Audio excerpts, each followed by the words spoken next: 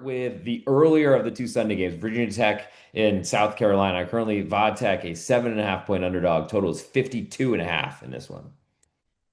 Yeah, and I love this team. I fade another SEC team. I love Virginia Tech in this spot. I'll take the plus 7.5. This is Beamer versus his alma mater and the school his father built up. So a lot of emotions coming in for him.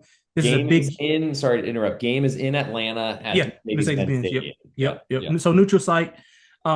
The fans, I mean, Virginia Tech's fans will travel. Obviously, it's more pro South Carolina because of the proximity. They're a lot closer.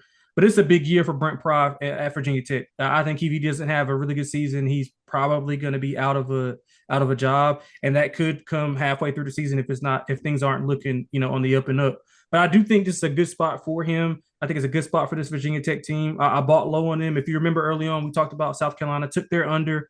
It's a lot of hype around Sellers, but I don't know if I like the weapons around them. We talked about it extensively in that preview. They returned two offensive linemen who did not grade out well last year. So how much of their production do I take into consideration? Not much. And Sellers has a turnover problem. He's got 11 fumbles. He had 11 fumbles last year. That was second most among Power Four quarterbacks. He's got a 4.6% turnover worthy play rate that he had last year, second highest in the SEC.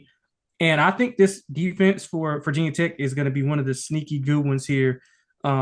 Their secondary is, I think it's going to be far better than what they had last year. They were 89th in coverage grade. They did struggle against dual threat quarterbacks and explosive passes, but I don't know if the wide receivers are going to be enough to exploit anything that Virginia Tech has, especially with the promotion, not the promotion, but the uplifting of the DB room. So I like Virginia Tech here. The strength of the Virginia Tech defense is their linebackers, so I think they'll be able to stop the run and maybe spy on Sellers to keep him that way. So I like Virginia Tech here. I think they can pull off the upset. To be quite honest with you. Yeah, so we're expecting some crowd to be towards the SEC here, though I don't know that anyone ever sees South Carolina as one of the biggest traveling college football fan bases, to say the least. Virginia Tech has been itching to be as good as they once were. I do feel like they hung on to Frank Beamer for a pretty long time as head coach, but we'll see what happens there.